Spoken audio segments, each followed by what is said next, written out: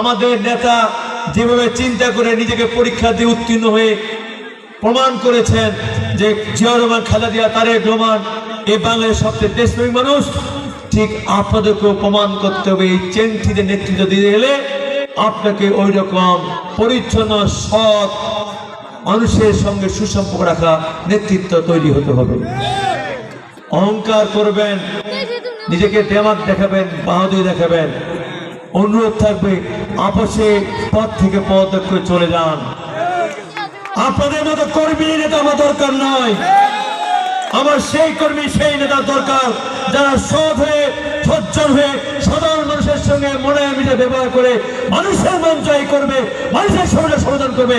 এমন নেতৃত্ব চাই, এমন নেতৃত্বকে আমরা আগামী এগিয়ে যাবো। ভাইরা আমার, আমি আমার বক্তব্য দীর্ঘায়িত করবো না। আমার আরো 2টি সভা আছে।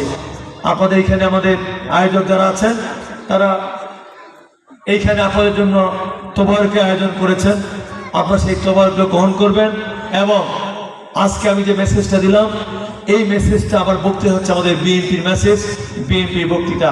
এবং বিএনপি ভাইরা আমার আবার বলে যাচ্ছি, তারেক রহমান বারবার বলছেন আগামী যে নির্বাচনটি হবে সেটি ইতিহাসের সবচেয়ে কঠিন নির্বাচন। সেই ইতিহাসে কঠিন নির্বাচন কেন বলছেন? আমি তো 2018 সালে নির্বাচন করেছিলাম, করছিলাম না?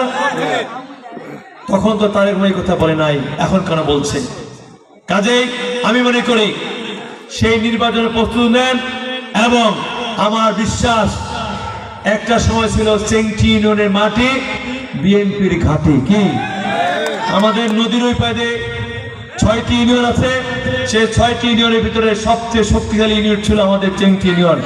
আমি আশা করব আগামী দিনে এখানে ওয়াজেদ ভাই, ফরিদুল ভাই আছে, আমাদের মাস্টার সাহেব আছে, রবি আছে, মাহাতাব আছে, আরো নেতৃবৃন্দ আছে। ইনশাল্লাহ সবার সম্মিলিত হবে আগামী দিনে। আমাদের হামিদুল ভাই আছে। আগামী দিনে আমরা আবারও চেংটির মাটি বিএনপি খেলে তোমার আমার সব ঠিক আছে ইনশাল্লাহ। কথা দিলেন তো নাকি? মহিলা নেত্রীরা কথা দিলেন তো, মা বোন না? ইনশাল্লাহ। এবং আমরা সবচেয়ে বলতে চাই, আমরা হিন্দু মুসলমান যেভাবে বিগত দিনে একসঙ্গে বসবাস করছি কাঁধে কাঁধে, ভাই হিসেবে, দাদা হিসেবে, বন্ধু হিসেবে, ইনশাল্লাহ আগামী দিনে আমরা এই একসঙ্গে বসবাস করে আমরা আবারও চেংটির মাটি বিএনপি ঘাঁটি পরিণত করব। এই পথটা রেখে আজকে আমাদের যে 2টি দল এখানে আমরা গঠন করব, বিশেষ করে মহিলা দলে আমরা এই ওয়ার্ডে কমিটি করব। এই না এটা না কল্যাণপুর যাবে না, কল্যাণপুরের সভাপতি নাই তো। মহিলা দলের আমরা এখানে আমরা মহিলাদের ওয়ার্ডের সভাপতি করছি শেফালি রানী সেন। কোথায় দিদি? কোথায় শেফালি রানী সেন? আমার দিদি কই? আসতে হবে সামনে। আমাদের সাধারণ সম্পাদক মোসাফা রুমি আক্তার। মোসাফা রুমি আক্তার কোথায়? রুমি আক্তার। এবং সাংগঠনিক সম্পাদক শিল্পী রানী সেন। শিল্পী রানী সেন কোথায়? এবং সহসভাপতি শেফালি পারভিন এবং যুগ্ম সম্পাদক বিনতি রানী রায়। এই 5 জন নেত্রী আমাদের সামনে গিয়ে দাঁড়াবেন, ঠিক আছে? এরপরে কৃষক দল, কৃষক দলের সভাপতি হয়েছেন মিস রেজাউল ইসলাম। এই ওয়ার্ডের সভাপতি রেজাউল ইসলাম। রেজাউল ইসলাম কোথায়? সাধারণ সম্পাদক আলম সরকার। সাধারণ সম্পাদক আলম সরকার। তোমার এখানে দাঁড়াও।